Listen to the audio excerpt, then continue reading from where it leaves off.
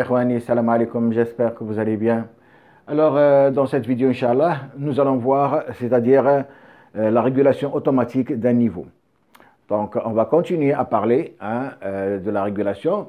Donc, nous allons prendre, c'est-à-dire un bac très simple sur lequel, d'accord, vous avez, c'est-à-dire un certain niveau d'eau. Vous avez un certain niveau d'eau. Alors, ce niveau d'eau, il est à une certaine hauteur H, d'accord, il est à une certaine hauteur H. Alors, c'est cette hauteur H que nous devons, c'est-à-dire maintenir constant dans ce bac. D'accord? Donc, bien sûr, nous avons sur ce bac, bien sûr, on a une vanne d'alimentation, d'accord, qui alimente le bac. Cette vanne d'alimentation, bien sûr, donc c'est un débit qu'on va appeler QA, qui va rentrer dans le bac, qui va alimenter le bac, d'accord, pour le remplir d'eau. Et nous avons une sortie, bien sûr, une sortie ici, QS. Alors, ce système, on veut, c'est-à-dire installer une régulation automatique pour pouvoir garder cette hauteur H constante. Lors des dernières vidéos, on a vu que normalement, c'est-à-dire pour réaliser une régulation, on était, c'est-à-dire obligé de mettre quelqu'un qui va observer le niveau, d'accord? Et ce quelqu'un qui va observer le niveau, il doit transmettre cette information à une autre personne, qui va, c'est-à-dire faire une réflexion sur ce qui lui a été transmis et pour procéder, c'est-à-dire à l'analyse de cette information, pour envoyer ensuite l'information à une autre personne, d'accord, qui va agir sur la vanne, soit pour ouvrir la vanne, soit pour fermer la vanne, pour garder c'est-à-dire un niveau constant.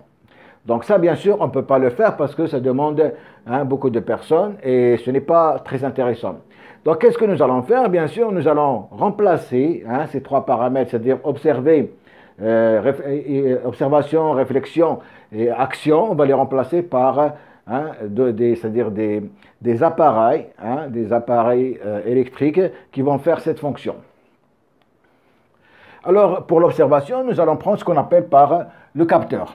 D'accord? On va prendre un capteur qui va observer le niveau. Il va observer le niveau. Alors, ce capteur, il a une désignation normalisée LT. D'accord? C'est la désignation normalisée du capteur LT. Donc, ici, capteur. Alors, ce capteur, bien sûr, il va c'est-à-dire il va observer le niveau et il va envoyer un signal électrique ou pneumatique, il va l'envoyer c'est-à-dire au régulateur. Il va envoyer un signal au régulateur. Alors, c'est-à-dire l'appellation, c'est-à-dire normalisée du régulateur, on va l'appeler LC, le régulateur, qui va analyser l'information qui lui a été transmise par le capteur, il va l'envoyer à ce qu'on appelle par un actionneur, d'accord, qui va agir sur la vanne.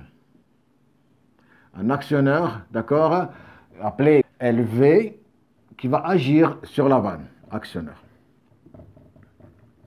Donc voilà un peu, c'est-à-dire les trois organes qui sont importants, d'accord, pour réaliser cette régulation. Vous avez le capteur qui va envoyer un signal électrique ou pneumatique, on va voir tout à l'heure ce signal, il va l'envoyer à un régulateur. Ce régulateur, lui, il va analyser le signal qui lui a été, c'est-à-dire envoyé par le capteur, et il va envoyer une information également, d'accord, à l'actionneur pour soit ouvrir la vanne, soit fermer la vanne. D'accord? Donc l'actionneur, qu'est-ce qu'il va faire? Il va soit ouvrir la vanne, soit fermer la vanne. Voilà, d'accord? Donc ici, QA. C'est bon. Donc voilà un peu le schéma, c'est-à-dire la boucle de régulation, c'est-à-dire le schéma c'est-à-dire de la régulation automatique de mon niveau. Bien. Alors, en fonction de ce schéma, normalement, il faut que je vais établir ce qu'on appelle par la boucle de régulation. C'est la première des choses qu'on va vous demander, comment établir la boucle de régulation d'un tel schéma. Alors, nous allons faire cette boucle de régulation rapidement. Alors, pour commencer à faire la boucle de régulation, bien sûr, je dois tracer mon bac tout de suite, d'accord? La première des choses, c'est mon bac, le voilà, d'accord? Mon bac. Alors, le bac, bien sûr, il a, c'est-à-dire une entrée QA, d'accord? QA ici. et il a bien sûr une sortie ici, QS. D'accord, ça c'est mon bac. Alors le bac on a fait, et on voit ici que nous avons, c'est-à-dire un capteur, c'est lui qui va, c'est-à-dire observer le niveau. Donc ici, je vais, c'est-à-dire mettre mon capteur, d'accord, le voilà mon capteur. Capteur, d'accord, hein, qui va observer le niveau qu'il y a dans le bac, et il va envoyer ce niveau à ce qu'on appelle, d'accord, un comparateur. Ce comparateur, c'est lui qui va comparer l'écart, d'accord, de la consigne. Est-ce que, par exemple, c'est bon, je suis, c'est-à-dire dans les normes, ou je ne suis pas dans les normes. Donc, on va envoyer, c'est-à-dire ce signal à un comparateur, d'accord, ici à un comparateur. Bien sûr, à l'entrée du comparateur, ici, il y a la consigne, donc Y que j'appelle YC, il y a la consigne, hein, qui est à l'entrée du comparateur. Et ici, bien sûr, du comparateur, je vais sortir au régulateur, d'accord? Je vais sortir au régulateur, et du régulateur, je vais aller à l'actionneur, c'est-à-dire la vanne que j'ai, l'actionneur, hein, pour commander le niveau du bac. Alors ici, bien sûr, à ce niveau-là, j'ai, c'est-à-dire c'est la mesure, d'accord, de la consigne réglée, hein, mesure, hein, de la valeur réglée, d'accord? Donc ici, normalement, le capteur, qu'est-ce qu'il fait? Il va mesurer, d'accord, la valeur à la sortie du bac, il va la mesurer, il va l'envoyer, il va envoyer un signal électrique au comparateur, d'accord, qui va ajuster l'écart, qui va voir l'écart qui existe, d'accord, au niveau, c'est-à-dire sur le niveau, l'écart maximum et l'écart minimum, il va l'envoyer à un régulateur, d'accord, et le régulateur, il va envoyer, c'est-à-dire une commande à l'actionneur pour soit fermer la vanne ou bien ouvrir la vanne ou ne rien faire si toutefois le niveau il est stable. Et ce schéma-là, bien sûr, donc capteur, régulateur, actionneur, donc ici actionneur, d'accord. Alors ce schéma, normalement, c'est une boucle fermée. Boucle fermée. Parce que on fait le travail tout le temps. Donc, de la sortie du bac, vous avez le capteur, on va, c'est-à-dire au comparateur, le régulateur, l'actionneur, et on revient. C'est-à-dire c'est un circuit fermé, on le fait tout le temps. D'accord? Donc ça, c'est une boucle de régulation que vous êtes censé savoir faire et que vous allez appliquer à chaque fois que vous avez, c'est-à-dire un circuit, hein, c'est-à-dire l'automatisme de quelque chose, soit d'un niveau, soit d'une température, soit ce que vous voulez. Voilà. Donc, ce que nous allons faire maintenant, nous allons voir, puisque j'ai dit que normalement le capteur, il envoie, il va envoyer un signal, d'accord, qui est soit électrique, soit pneumatique. C'est ce qu'il va envoyer au régulateur. Il va envoyer, donc le capteur, c'est-à-dire ce qu'il va, c'est-à-dire capter ici, il va capter un signal, d'accord. Et ce signal, d'accord, il peut être soit électrique, soit pneumatique. S'il est électrique, il peut être une intensité, ou bien tension. D'accord? S'il est pneumatique, c'est une pression.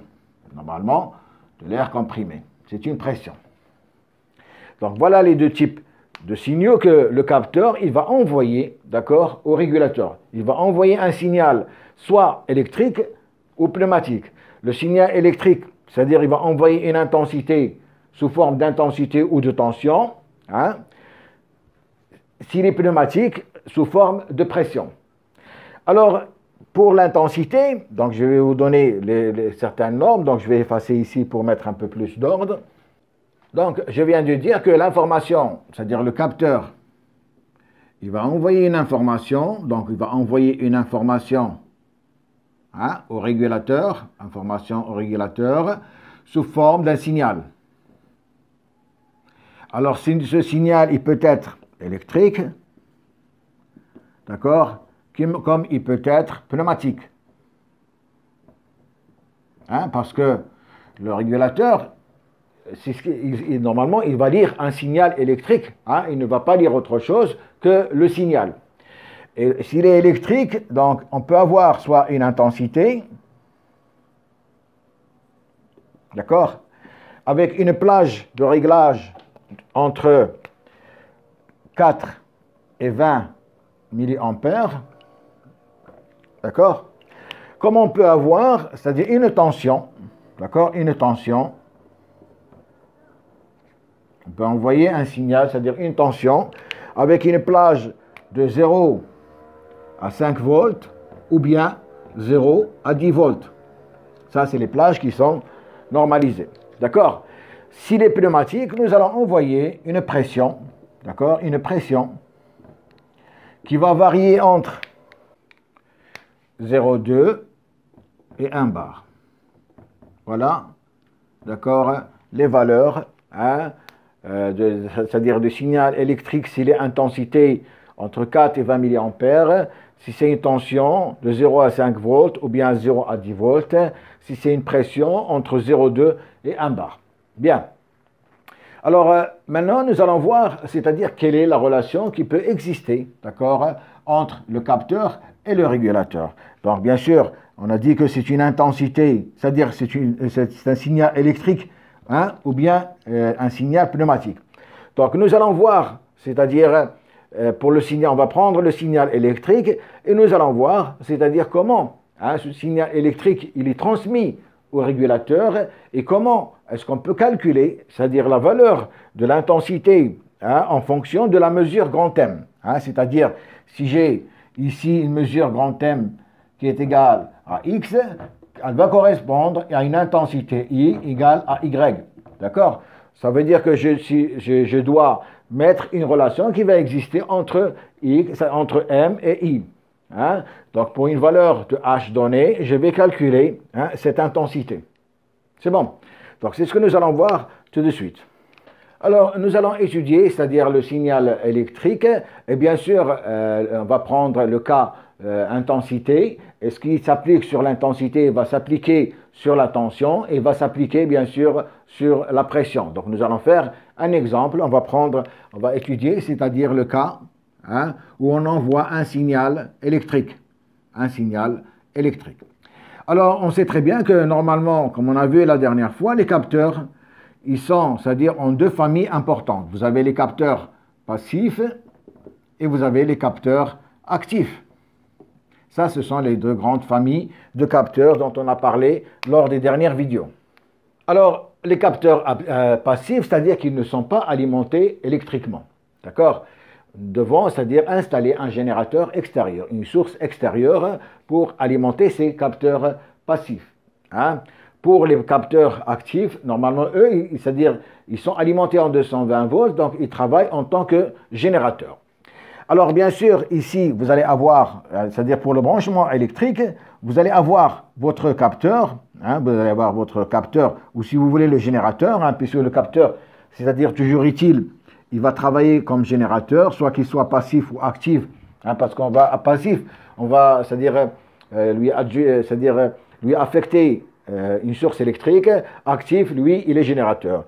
Donc ici, vous allez avoir votre générateur, d'accord, et ici, vous avez votre, c'est-à-dire régulateur, votre récepteur, si vous voulez, le récepteur. Donc ici, bien sûr, c'est le capteur, et ici, c'est le régulateur. Alors, on sait très bien, normalement, ici, c'est un courant, d'accord, continu. Courant continu. Donc, ici, je mets ici, c'est un... Donc, le courant, c'est un courant continu. Courant continu. D'accord, on travaille avec un courant continu. DC. D'accord. Donc, vous allez avoir, c'est-à-dire, je vais sortir du générateur. Donc, je vais partir ici, plus, vers le récepteur. Donc, je vais mettre un câblage plus, plus, et je vais sortir du récepteur pour revenir au générateur, moins, moins. Donc ça, c'est le câblage que je peux réaliser, d'accord, entre le générateur et le récepteur. Hein? Je vais partir du générateur avec un plus, je rentre au récepteur avec un plus, et je vais sortir du récepteur avec le moins et rentrer au générateur avec le moins. Alors bien sûr, je peux avoir, c'est-à-dire je peux avoir un besoin par exemple d'installer un enregistreur qui va m'enregistrer, hein, c'est-à-dire ces informations. À ce moment-là, l'enregistreur, je vais pouvoir le placer ici, d'accord? Donc je vais placer mon enregistreur ici. Je vais placer mon enregistreur ici, d'accord? L'enregistreur, je vais le placer ici. Donc, je vais rentrer toujours donc, ici mon enregistreur. D'accord? Enregistreur. LR, si vous voulez. D'accord? Ici, mon générateur, comme on a vu tout à l'heure, normalement, c'est LT. D'accord? Et ici, le récepteur, LC. Alors, je vais placer mon enregistreur, bien sûr, mon câble plus va partir à l'enregistreur ici, donc plus. Je sors de mon enregistreur, donc plus. Je vais aller, c'est-à-dire, je vais aller au récepteur et du récepteur, je vais sortir pour aller au générateur. Donc là, dans le cas où j'ai besoin, d'accord, d'installer, d'accord, c'est-à-dire un enregistreur. Donc voilà un peu le branchement que vous allez pouvoir faire si toutefois, d'accord, vous avez un signal électrique ou vous avez une intensité. Alors maintenant, nous allons voir, comme j'ai dit tout à l'heure, c'est-à-dire cette intensité, comment est-ce qu'on peut la calculer. Bien, alors normalement, le signal électrique qui va être envoyé, c'est-à-dire la relation qui va exister entre la mesure M et l'intensité, normalement la courbe, d'accord, donc si je prends la courbe ici, intensité, ici la mesure grand M, d'accord, c'est une courbe, c'est-à-dire linéaire. C'est une courbe linéaire de cette forme-là. Et sur cette courbe linéaire, bien sûr, qu'est-ce que j'ai? Ici, le minimum ici, pour l'intensité, comme on a vu tout à l'heure, j'ai 4 mA, d'accord? Et pour le maximum, d'accord? Pour le maximum, ici, j'ai 20 mA. Ça, le minimum et le maximum. Et bien sûr, pour la mesure, je vais avoir, pour le minimum ici, je vais avoir, c'est-à-dire une mesure M mini. Et ici, je vais avoir une mesure M maxi. M maxi correspond à 20 mA et M mini correspond à 4 mA. Bien. Alors maintenant, ce que nous allons voir, c'est toutefois, par exemple, j'ai une valeur, c'est-à-dire par exemple, j'ai une valeur M, d'accord, ici, M, quelconque, une mesure quelconque. Et cette mesure, bien sûr, elle va, c'est-à-dire si je la projette sur ma courbe, ici, je vais avoir une intensité I. C'est cette intensité I que je vais chercher. Vous allez me dire pourquoi est-ce que nous allons calculer cette intensité du moment que le capteur, c'est lui qui va faire le calcul. On peut, c'est-à-dire pour contrôler votre capteur, est-ce qu'il est toujours, c'est-à-dire fonctionnel ou pas, vous êtes censé de temps à autre, d'accord, de calculer cette intensité I pour voir est-ce que le signal que votre capteur fait sortir, il est dans les normes ou pas. Alors, comment est-ce que nous allons calculer, d'accord, comment est-ce que nous allons prendre cette relation M et I? Alors, je vais prendre ici, bien sûr, quelques données sur mon bac. Je vais prendre, par exemple, une hauteur, je cherche une hauteur, par exemple, de 3 mètres. C'est la hauteur que je cherche. Je veux une hauteur de 3 mètres. C'est-à-dire, je vais faire une régulation sur une hauteur de 3 mètres. Et j'ai, bien sûr, ici, j'ai la hauteur H, normalement, qui peut varier entre, par exemple, 2 mètres et 8 mètres. Ça, c'est la plage de variation de ma hauteur, entre 2 mètres et 8 mètres. Et je veux garder une hauteur constante égale à 3 mètres. Alors, comment je vais faire? Normalement, la mesure M, cette mesure grand M, c'est elle, c'est-à-dire le capteur. Donc, cette mesure grand M, elle est envoyée, d'accord, par le capteur au régulateur sous forme d'un signal électrique. Alors, M, normalement, elle est toujours donnée en pourcent. M, toujours donnée en pourcent. Et M, à quoi elle est égale? D'accord? La mesure que je suis en train de chercher, cette valeur-là, elle est égale normalement à la hauteur H que je suis en train de chercher, c'est-à-dire que je me suis imposé, pardon, elle est égale à H moins H mini, d'accord?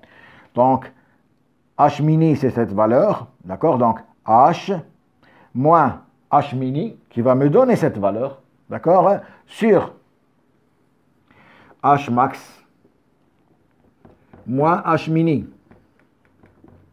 C'est-à-dire, c'est cette valeur, c'est-à-dire c'est ce segment, tout ce segment-là. C'est-à-dire c'est cette partie moins, d'accord, cette partie. Si vous voulez, H maximum, c'est cette partie moins cette partie. Ça va me donner ce segment. Donc c'est ça la valeur de M. Elle est égale à petit h moins h minimum sur h maximum moins h mini. C'est bon. Et comme normalement nous avons, c'est-à-dire ce que nous allons trouver ici en pourcent, il y a égalité avec ce que nous allons trouver ici en pourcent. Hein? Il y a conservation d'égalité si vous voulez. Ça veut dire que M% va être égal à I%. C'est bon. C'est-à-dire ce que nous allons trouver ici, hein, en pourcent, il est égal à ce qu'il y a ici en pourcent, puisque c'est une droite linéaire, c'est normal, il y a conservation, hein, c'est-à-dire des pourcentages. M en pourcent ici va être égal à I en pourcent ici. Et I, bien sûr, va être égal également à la même chose, puisque je vais faire, pour I, je vais faire la même chose. Alors pour I, je vais faire la même chose, c'est-à-dire pour calculer le I que je cherche, donc grand I va être égal, le petit I que je vais chercher, d'accord, que je ne connais pas, hein, je vais marquer ici par petit I que je ne connais pas, d'accord, que je cherche, petit I, moins I minimum sur I maximum moins I minimum. Et bien sûr, ici, il va être égal à grand M. Hein? Ce que je vais trouver ici, c'est la même chose, va être égal à grand M ici. Hein? Donc, c'est-à-dire I, c'est cette valeur, c'est-à-dire de là jusque là. Alors, cette valeur, normalement, I moins I minimum, c'est ce segment-là, c'est celui-là, c'est le total de là à là, moins celui-là. D'accord? Et c'est-à-dire sur I maximum, c'est-à-dire de là à là, moins I minimum, c'est-à-dire de là à là pour avoir ce segment. C'est bon. Donc nous allons faire un petit calcul et voir un peu qu'est-ce qu'on peut trouver pour une valeur M, hein, donnée, qu'est-ce qu'on va trouver comme intensité. Donc on va faire un petit exemple, on va garder, c'est-à-dire on va prendre, comme on a dit tout à l'heure, on va prendre une hauteur petit h égale à 3 mètres, d'accord, et h, d'accord, elle est compris entre 2 mètres, d'accord, et 8 mètres. Et nous allons appliquer cette formule. Donc, grand M, c'est-à-dire la mesure que j'ai, d'accord, la mesure que pour une hauteur de 3 mètres, va être égale à petit h, c'est-à-dire 3 mètres, 3, donc petit h, d'accord, 3, moins h minimum. Ici, on a dit 2 mètres, entre 2 mètres et 8 mètres. Donc, sur moins 2, sur, d'accord, h maximum, c'est-à-dire 8 mètres, 8, moins h minimum, c'est-à-dire 2. Voilà, je viens de remplacer, c'est-à-dire dans l'équation ici, les valeurs de h, puisque M, elle va mesurer h. Hein? M, c'est la valeur de h. D'accord? Je peux avoir, par exemple, température, hein? Je peux avoir pression, tout ce que vous voulez. Donc ici, j'ai une valeur, c'est-à-dire une hauteur. Et qu'est-ce que je vais trouver? Je vais trouver une valeur égale à 0,167. 0,167, c'est-à-dire 16,7%. Voilà la valeur de M, c'est-à-dire le capteur, il va, c'est-à-dire lire cette mesure, il va la transformer, hein, en signal électrique. Et ce signal électrique que nous allons voir tout de suite, que nous allons calculer. Donc on a dit que I, normalement, elle est égale à quoi? Grand I est égal à petit I que je suis en train de chercher, que je ne connais pas, moins. Alors I minimum c'est 4. 4 mA, moins 4, d'accord, sur I maximum qui est égal à 20, moins 4 minimum, égal à 0,167. Hein? C'est égal à 0,167. De là, je vais tirer I, petit I, d'accord, qui va être égal à 0,167, que multiplié donc 20 moins 4, ça fait 16, d'accord, plus 4. Et je vais trouver un courant que je vais trouver en milliampères, puisque j'ai tout ça en milliampères, de 6,67 milliampères. 6,67 milliampères. Donc vous voyez ici, donc pour la valeur grand M de 16,7%, hein, que le capteur c'est-à-dire va lire, il va la transformer en signal électrique qui donne 6,67 milliampères qui va être envoyé au régulateur. Voilà ce qu'il va envoyer au régulateur. Et bien sûr, on peut faire le calcul à l'inverse. C'est-à-dire, on peut se poser, ici j'ai I 6,67 ampères et je veux calculer petit h. Je vais trouver petit h qui va être égal à 3 mètres. Alors, avec cette vérification, ça vous permet bien sûr de voir la fiabilité de votre capteur, de voir est-ce qu'il est toujours opérationnel ou pas. C'est bon. Donc, j'ai tenu à faire ce petit exercice, c'est-à-dire pour vous montrer un peu juste la relation qui peut exister entre le capteur et le régulateur et le signal que le capteur va envoyer au régulateur, c'est-à-dire il est capté de quelle manière et comment est-ce qu'on peut calculer ce signal. Voilà, je vous remercie, à la prochaine, Inch'Allah.